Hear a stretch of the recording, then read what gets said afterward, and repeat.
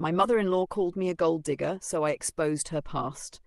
I didn't marry her son for his money, but that didn't stop her from treating me like I was nothing more than a gold-digging parasite.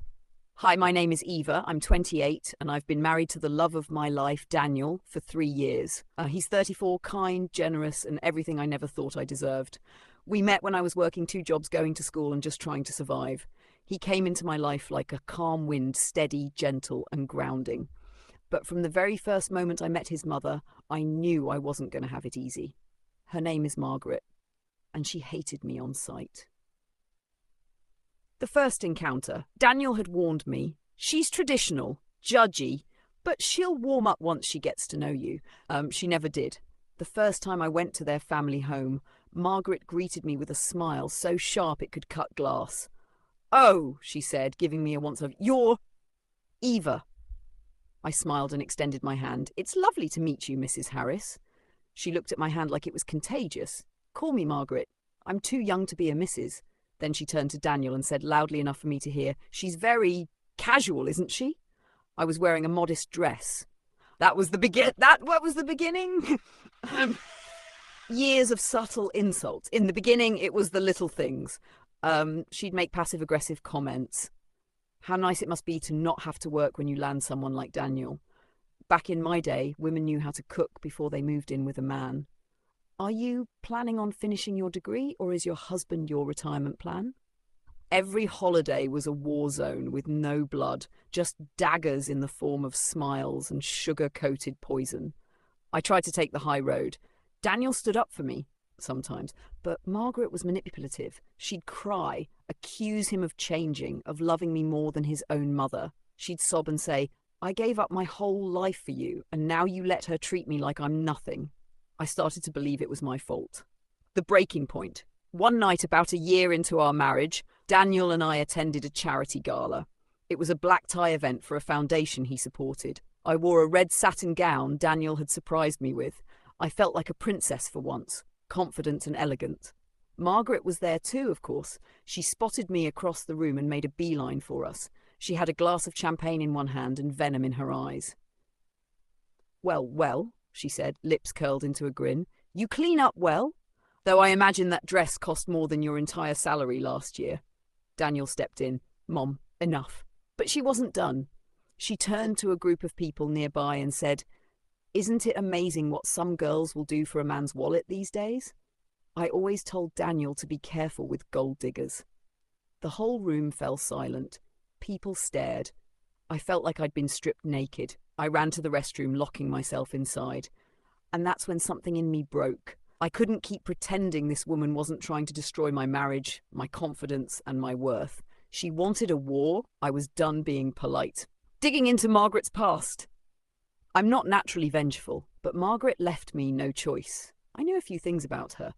She'd been married twice. She claimed she came from old money. She had a very curated public image, a woman of grace, class, and spotless reputation. But when I started quietly asking around, digging into public records and even checking old newspaper articles online, I discovered something she never expected anyone to find.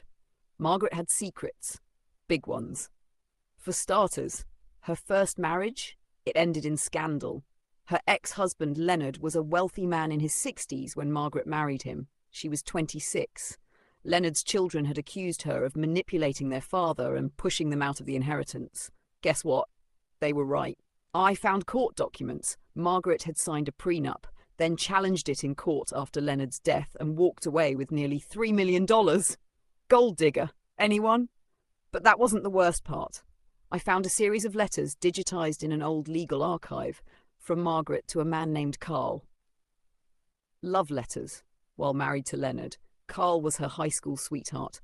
The letters detailed how she planned to wait out the old man's heart condition, and once she was financially stable, she'd go back to Carl. She never did. Carl ended up in prison for fraud a year later. Oh, and the old money she claimed? Total lie. She grew up in a small town with a mechanic father and a mother who worked retail. There's nothing wrong with that, unless you spend your whole life pretending you're better than everyone. The exposure. I debated what to do with all this. At first, I wanted to use it to scare her into silence. But then she went too far. At our second anniversary party, with friends and family gathered, she gave a toast, and in it she said, "I just hope my son never regrets his choices. Love is blind, but bank accounts aren't." That was it. I stood up, trembling but determined. "Margaret," I said, my voice loud but calm, "it's time we talked about regrets, specifically yours." She froze. "You married a man 4 decades older than you, manipulated him into changing his will, and you wrote to your ex while waiting for your husband to die." Gasps filled the room. Daniel's eyes widened. "Eva, what are you talking about?" I turned to him. "Ask her. Ask her about Leonard, about the inheritance, about Carl." Margaret's face drained of colour. "How dare you?" "I dare because I'm tired. I'm tired of being painted as something I'm not. I married Daniel because I love him, not for his money. I've never asked him for anything. But you made a career out of manipulation, and I have the receipts." I pulled out printed pages, letters, court records. "I suggest," I said, "you stop calling me a gold digger unless you want these posted online." She stared at me like she was seeing a ghost, then she left, stormed out of the party, humiliated. The aftermath. Daniel and I talked for hours that night. At first he was shocked, then heartbroken, then furious. Not at me, at her. "She's been lying to everyone," he whispered. "Even me." He went low contact for months. Margaret tried to reach out, but every call started with, "I'm the victim here," so he stopped answering. Eventually, she showed up at our door. No makeup, no jewelry, just a woman who'd lost control of her perfect little world. "I'm sorry," she said. "I don't know why I hated you so much." I told her the truth, "because I remind you of who you used to be before you sold your soul for comfort." She cried, and I didn't. Not out of spite, but because I was finally free. It's been over a year since then. Margaret is still in our lives, but on our terms. She sees the kids, joins us for dinner occasionally, but the power she once held is gone, and she knows it.